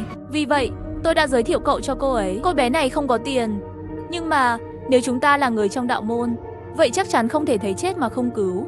Vì vậy, tôi đã nhận được 300 đồng gọi là có cho có. Đến lúc đó chia cho cậu 150.000. Xem cô ấy còn đang gấp. Cậu đi coi thử xem sao. Nhân tiện, giúp tiểu điệp tiên này cho Clamy. Được rồi, tôi hứa với cậu. Cậu không chê lại ít tiền đó chứ? Tất nhiên là không. Cho dù không có tiền tôi cũng nguyện ý. Tiền huynh đệ, tôi sai rồi. Tôi vốn tưởng cậu là một tên thấy tiền là sáng mắt. Không ngờ trong lòng anh còn có đại nghĩa lớn như vậy. Tôi muốn xin lỗi cậu, tôi đã khinh thường anh rồi. Vài cước, mẹ nó có nên thú nhận với cậu ta không? Bỏ đi, vẫn là kiếm tiền quan trọng. Anh em, xem cậu nói gì này. Tôi không để ý đâu, chuyện này giao cho cậu. Chúng ta ra ngoài nói chuyện trực tiếp với khách hàng nhé. Tôi đi đây. Là anh, hai người quen nhau à? Mọi việc kể ra rất dài. Khách hàng mà cậu nói đến là cô ta. Đúng vậy, nếu đã là chỗ quen thì càng tốt rồi. Thật sự là gặp ma trên cầu Nại Hà, trốn không được cũng tránh không xong. Anh trai Sọc, anh thật sự có thể giải quyết vấn đề của tôi sao? Đúng vậy, tôi nghe anh Điền nói cô gặp bướm tiên. Cụ thể là như thế nào? Nói nghe xem. Đó là chuyện xảy ra vài ngày hôm trước. Hôm đó tôi đến ký túc xá như thường lệ. Tôi nghe thấy vài người bạn cùng phòng đang bàn về những chuyện ma. Cuối tuần tôi hay xem phim kinh dị ở nhà, làm tôi sợ chết khiếp. Cái bộ Sơn Thôn Lão Thi cũng đáng sợ lắm. Tôi không dám ngủ vào ban đêm. Tiểu Hồng, hai chúng ta buổi tối ngủ chung đi. Tôi đã xem phim này rồi. Hồi nhỏ xem 1 tháng cũng không dám ngủ một mình. Cậu xem hai cậu kia có gì phải sợ? Không dám ngủ. Tôi thấy hai người sắp thành đồng tính nữ rồi. Tôi nghĩ Giai Huệ nói đúng. Phim làm gì đáng sợ tới vậy? Tôi đã từng chơi điệp tiên, cũng không thấy sợ như thế. Tôi đã nghe nói về trò này. Anh Trân, cô đã từng chơi điệp tiên chưa? Giống như trên tivi vậy. Hỏi cái gì cũng có thể hỏi được sao? Tôi cũng không biết là thật hay giả. Nhưng tôi đã chơi với hội chị em của tôi ở trường trung học. Cảm giác thật kỳ lạ. Nhưng tôi lại cảm thấy như một trò đùa. Tôi đã nghe tin đồn này trước đây. Nói có thể hỏi bướm tiền rất nhiều thứ chưa biết, như kiểu mẫu bạn trai. Hay là chúng ta cũng thử xem. Vừa rồi còn nói mình nhát gan không dám chơi đây. Bây giờ lộ rồi phải không? Cậu có biết cách chơi trò chơi này không? Chúng tôi chưa từng chơi. Tôi đã chơi rồi, tôi biết chơi, trên mạng cũng có hướng dẫn. Tiểu Hồng và Giai Huệ, các cậu muốn chơi không? Nếu muốn chơi, tối nay chúng ta thử xem. Tôi chỉ nói thế thôi, không thật sự muốn chơi đâu. Lali, Tiểu Hồng, ý các cậu thì sao? Sau đó, anh Trân tìm thấy một miếng vải, ở giữa vẽ một hình bát quái, viết rất nhiều chữ và số xung quanh. Sau đó lại lấy ra một cái đĩa, lật lại tấm vải lên bát quát, vẽ mũi tên trên ổ đĩa, rồi nói cho 4 người tham gia chúng tôi để nhấn tay ở dưới cùng của ổ đĩa. sau đó tiết lộ tên riêng của họ, trong đầu luôn nói mời bướm tiên đến, cho đến khi ổ đĩa tự di chuyển. Cậu có thể hỏi những câu hỏi cậu muốn hỏi, sau khi hỏi xong câu trả lời mình muốn, lại cùng nhau nói mời điệp tiên đi là xong rồi. Các bước chơi địa tiên là như vậy. Vậy nếu các người đã biết quy tắc, làm sao có thể xảy ra chuyện, có gì sai giữa chừng không? Này, lúc đó chúng tôi khấn khoảng nửa tiếng. Chiếc đĩa nhỏ đó thực sự di chuyển. Chúng tôi đều cảm thấy không thể tin được, nhưng không nói gì. Mọi người đang đặt câu hỏi. Bướm tiên, cậu đến chưa? Bướm tiên, xin cho tôi biết, bây giờ tôi nặng bao nhiêu cân? Ôi trời à, điều này cũng quá chuẩn rồi. Ngay cả cân nặng của tôi cũng biết. Anh Trân, tôi có thể tiếp tục hỏi bướm tiên được không? Tất nhiên rồi, nhưng cậu phải đợi cho đến khi Lily và Giai Huệ hỏi xong rồi mới hỏi. Chúng ta phải làm theo thứ tự đó. Được, tôi biết rồi. Không phải là anh Trân sao? Thử xem. Bướm tiên, xin vui lòng cho tôi biết tôi đã ăn mấy bát tối nay. Bởi vì đêm đó tôi không ăn ở nhà ăn của trường, mà là ăn ở nhà hàng nhỏ bên ngoài, vừa vặn ăn nửa bát. Vì vậy, khoảnh khắc đó, kết luận địa tiên này của thật là ảo. Mấy người chúng tôi đều hào hứng như nhau. Thử nghĩ xem ai không muốn biết trước mọi thứ mà bản thân không biết, giống như những thứ chưa xảy ra. Bây giờ nhớ lại, cái địa tiên đó giống như hộp Pandora, thu hút chúng tôi mở nó ra. Không ngờ lại thú vị như vậy. Vậy sau đó các bạn lại hỏi vấn đề gì? Chỉ là câu hỏi bình thường. Ở vòng 2, tôi hỏi điệp tiên bài luận ngày mai có thể qua được không? Nó dừng lại ở chữ không. Lúc đó tôi cũng rất buồn. Sau khi tôi hỏi xong, đến lượt Lily. Nhưng cô ấy... Cô ta hỏi gì vậy? Cô ấy nói bướm tiên. Bạn có thể cho tôi biết tôi có thể sống được đến bao nhiêu tuổi? Trời ơi, Lily sao có thể hỏi câu hỏi như vậy? Không phải không thể hỏi về vấn đề sinh tử sao? Tệ thật.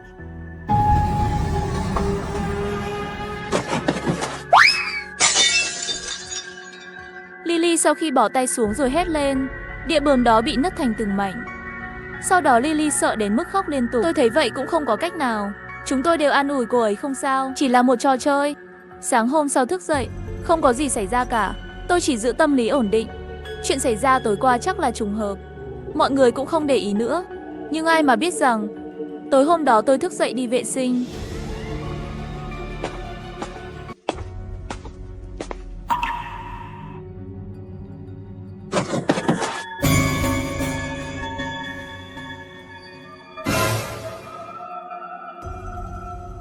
Tôi cảm thấy rất sợ, nhưng vẫn bình tĩnh. Nhanh chóng gọi điện thoại báo cảnh sát. Sau đó vài người bạn cùng phòng của chúng tôi chạy ra ngoài. Hơn 10 phút sau, cảnh sát đã đến, cũng đã hỏi chúng tôi. Mặc dù kết luận là tự sát, nhưng chúng tôi đều biết đó không phải là tự sát. Chắc chắn là bướm tiên trả thù. Ngày hôm sau, anh Trân chỉ vì tự trách và sợ hãi trực tiếp nghỉ học, mà tôi đã nghe ngóng rất nhiều. Với tìm thấy các anh. Em gái ơi, cô nói các cô không có việc gì đi chơi bướm tiên. Thật sự không bệnh cũng trúng tật, nhưng cái này cũng quá tàn nhẫn. Rồi, trực tiếp treo cổ người ta. Phải nghiêm túc như vậy sao? Tôi cũng không biết tại sao lại như vậy. Đại sư, nhất định phải cứu tôi.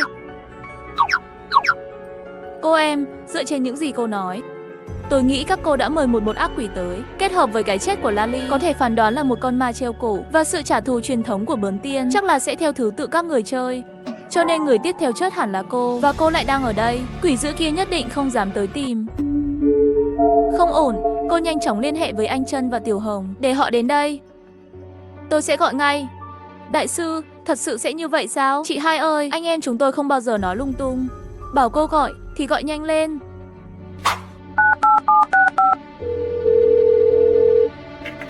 Chào gì?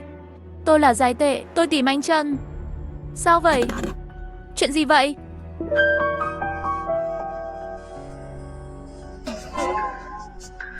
Không phải cô khóc cái gì? Chuyện gì đã xảy ra? Anh Trần đã chết rồi. Mẹ anh Trân nói anh Trân bị tai nạn xe hơi. Thảm quá, chết tiệt, không thể chịu được. Mấy học sinh vì tò mò mà chơi địa tiên sẽ bị con quỷ treo cổ kia hại chết. Giết người tàn nhẫn quá. Mặc dù đã phạm điều cấm kỵ nhưng không cần phải làm đến thế.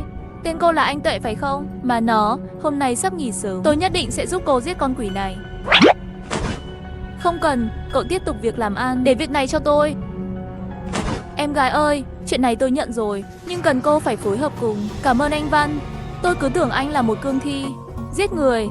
Không ngờ anh lại là người tốt. Anh yên tâm, tôi nhất định sẽ hợp tác. Nếu tôi có thể giúp anh Trân và Lily trả thù, tôi không có gì do dự. Vãi trưởng, anh Long là zombie, là kẻ giết người. Nhìn thế nào cũng không giống. Tôi biết rồi, anh ấy từng là một diễn viên. Nếu đã là như vậy, tôi đoán con quỷ này hại anh Trân xong, mục tiêu tiếp theo sẽ là cô. Vì vậy, tôi muốn dùng cô như một đứa trẻ. Đến lúc đó tôi sẽ kìm nó. Không biết cô có đồng ý không? Không vấn đề gì. Tất cả nghe lời đại sư.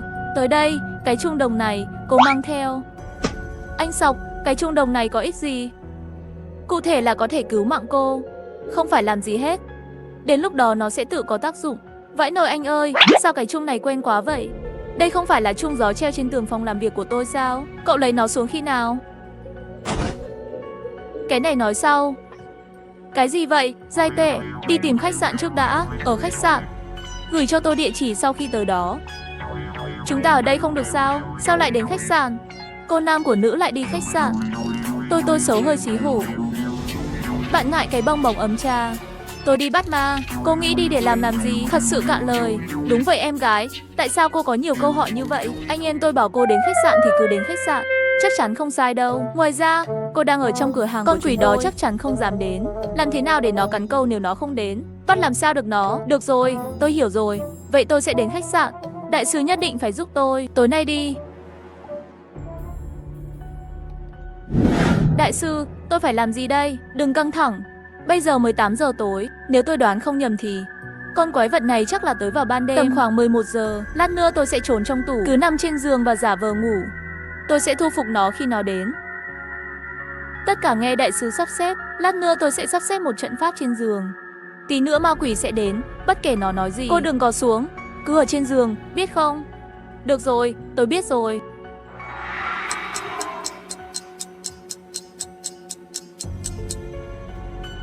Mà nó ở trong này khó chịu quá. Tại sao tôi phải ra điêu? Tủ lưu trú mùa hè lớn. Nếu nằm dưới gầm giường thì có phải tốt hơn không? Nhưng dưới gầm giường đều bố trí pháp trận. Nếu đi qua, có thể làm hỏng trận pháp. Đau đầu quá. Tôi đúng là một thằng ngốc. Hứ.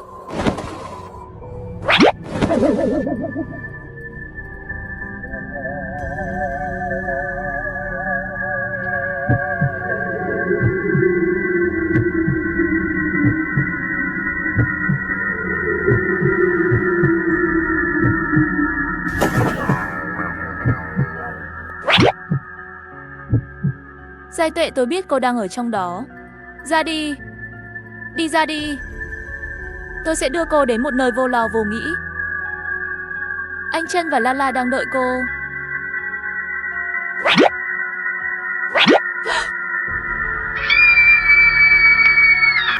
Đếch mơ ồn quá, đừng làm phiền tôi. Tôi đến để đưa cô đi. Con mẹ nó đừng gọi nữa. Bố mày bảo là đừng gọi nữa. Nghe thấy không? Mày điên à? Tức vờ lờ. Tao bảo mày im đê. Mẹ mày, mày còn gọi. Hôm nay bóp chết mày còn đĩ nhỏ.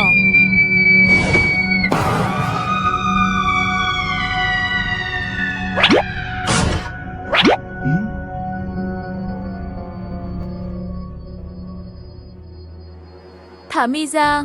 Tôi hỏi cô tại sao cô lại giết anh Trân và Lily. Họ có làm hại cô không? Chỉ là phạm một chút điều cấm kỵ nhỏ thôi. Có phạm tội giết người không? Ngoài ra, họ không có thù hận với cô. Cô có thể hoàn toàn dọa họ sợ như một lời cảnh báo. Nhưng cô đã giết họ một cách tàn nhẫn. Cô còn muốn nói gì nữa? Trên thế giới này có ai là vô phúc? Nếu họ không chơi với bướm tiên, tôi tự nhiên sẽ không xuất hiện. Và họ đã phạm đại kỵ, vi phạm quy tắc của trò chơi. Và tôi sẽ phải chịu đựng nỗi đau của cái chết một lần nữa. Cậu biết không, tôi vừa mới kết hôn và có cuộc sống đầy tương lai này, nhưng lại bị một nhóm cướp tới phá. Chúng giết chết chồng tôi và bắt tôi làm nô lệ, tra tấn hơn 1 tháng. Sau cùng tôi là phải treo cổ tự sát. Gia đình tôi không đau khổ sao? Lúc đó ai còn oan hơn tôi? Nếu họ mời tôi đến đây, họ phải tuân thủ luật lệ. Nếu không tuân thủ, tôi muốn họ cũng đau khổ như tôi. Tôi sai sao? Vì vậy tất cả họ đều đáng chết. Mọi người đều có số phận của mình, cũng đều có sinh thần tạo hóa của riêng mình. Là phúc hay là họa đều có nhân quả. Chuyện xảy ra với cô thật sự rất đáng thương. Nhưng làm thế nào cô có thể gây ra nỗi đau lên trên người khác? Người sống tự có pháp luật của dương gian, âm phủ cũng có thành hoàng và phán quan. Sau khi cô chết, trở thành bướm tiên, không phải cũng là một trò chơi của thiên đạo sao? Cho dù đó là âm binh hay là quỷ tướng, đã bao giờ hạ gục cô chưa? Đây là nhân của tạo hóa. Cô không chỉ không biết trân trọng nó, thay vào đó lại đi lạm sát người vô tội. Hôm nay tôi nhất định phải thay trời hành đạo, để tránh sau này cô không đi làm hại người khác nữa. Ha ha. Tên đạo đức giả, dựa vào bản thân có chút tu sáu, dùng trận pháp bắt tôi. Cứ nói lung tung ở đây. Nếu cậu là tôi, chắc cậu còn tệ hơn tôi. Bây giờ tôi như tôm tép, cậu là đao tổ. Đừng giả vờ nói những điều vô nghĩa này ở đây. Hôm nay tôi biết mình không thể trốn thoát. Muốn giết thì tới đi. Đồ chết tiệt, luôn ở đây phàn nàn thiên đạo bất công. Hãy xem tôi là ai.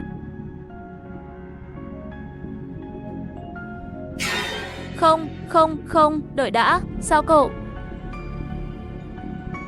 Ai nói tôi không thể đồng cảm? Cô biết đấy, khi tôi biết tôi là một thây ma, nội tâm trong tôi cũng rất phức tạp, thậm chí đã từng mắc sai lầm. Nhưng bây giờ không phải tôi vẫn làm tốt mọi điều sao? Mỗi người đều có bí mật của mình.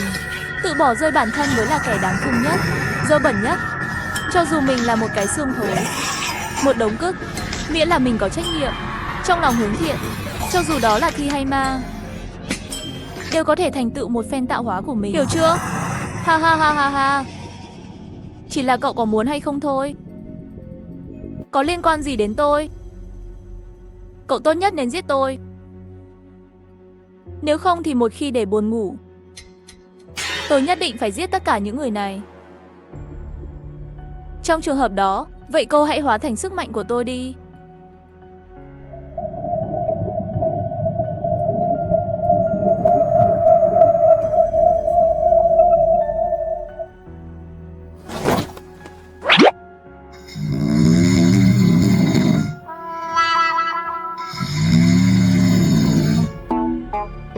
Vậy mà cũng có thể ngủ nổi sao? Ao thế.